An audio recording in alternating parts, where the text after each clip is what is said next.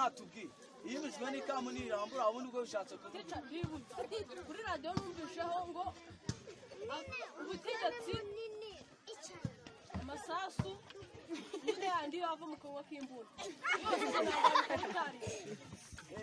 numvishe icyo utangiye gusobanukirwa wowe uri umuntu w'umugabo buriya iyi mubona ni videwo igaragaza impano za bamwe mu banyeshuri biga ku kigo cya GS Rutabo.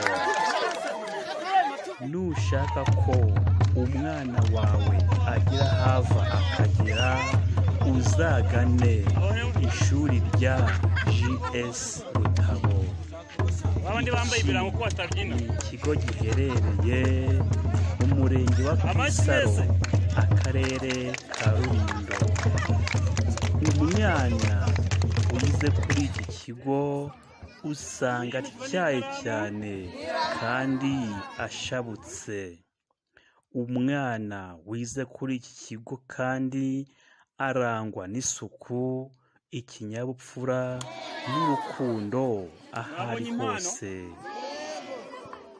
Gusa ngo ubu burere bwiza babukura ku barimu babo, aho usanga babakurikirana umunsi ku munsi, kandi ngo babaha urubuga n'umwanya wo kuganira no kwidagadura binyuze mu makarabu n'imikino itandukanye,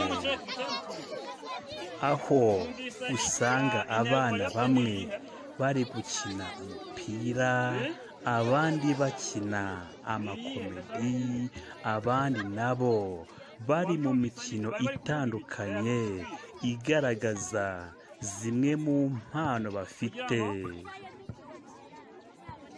kandi baba babifashijwemo n'abarezi babo.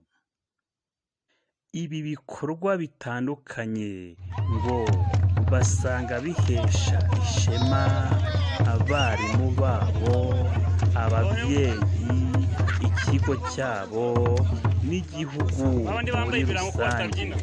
Akaba ari nayo mpamvu nyamukuru abarimu nabo batajya babwihererana, kuko bafata umwanya wo kwicarana bakishimira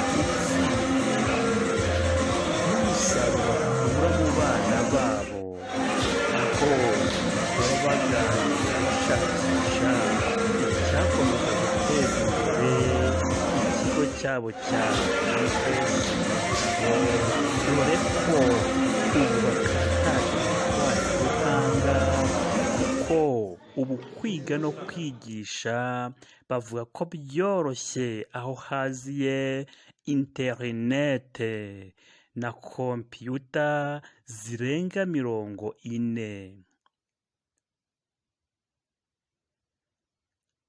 Izi kompiyuta abana bazikoresha bifashishije interinete mu bushakashatsi, n'abarimu zibafasha mu gushakashaka no gutegura amasomo yabo neza. Ubu buri mwarimu azi gukoresha kompiyuta neza ndetse na porojegiteri.